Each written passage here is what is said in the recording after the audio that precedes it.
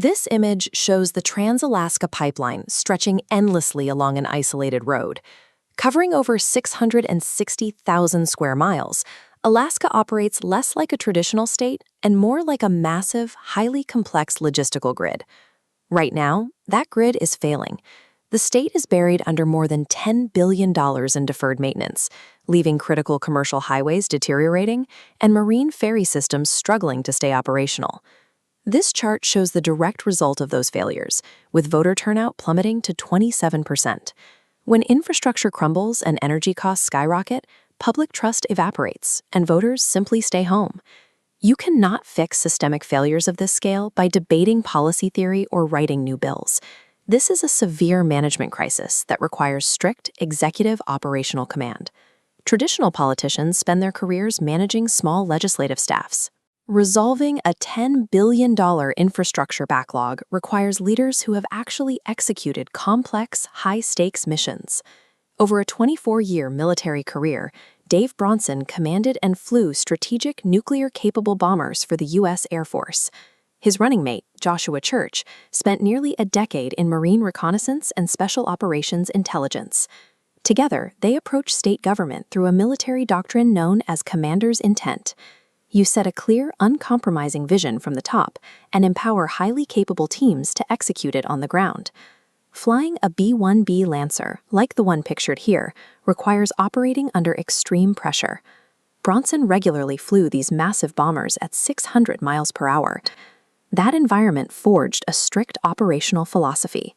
You lead the people, but you manage the machine.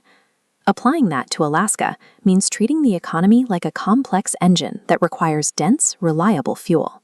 To drive down the staggering cost of living, you prioritize heavy-duty energy sources like natural gas, hydroelectric, and nuclear power, rather than relying on inconsistent wind or solar grids. To lead the people, you remove the bureaucratic bottlenecks. You get the state out of the way so local entrepreneurs can build, hire, and operate without constant micromanagement. Effective executive leadership treats government like a machine. You optimize its moving parts to run smoothly, and then let the private sector actually generate the wealth.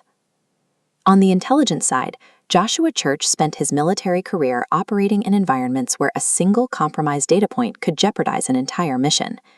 In a military-sensitive compartmented information facility, or SIFE, operators work under absolute zero-trust protocols. Before walking into a secure room, every smartwatch, phone, and smart key must be locked away in a metal box. The logic is strict but necessary. This military framework, completely disconnected from the internet, are vulnerable to sophisticated malware via proximity to open software devices. This schematic directly compares a heavily shielded military SIFE on the left with an unprotected, public-facing Division of Elections terminal on the right. If military operators isolate offline intelligence to prevent data breaches, state voting rolls and ballot machines require the exact same operational rigor.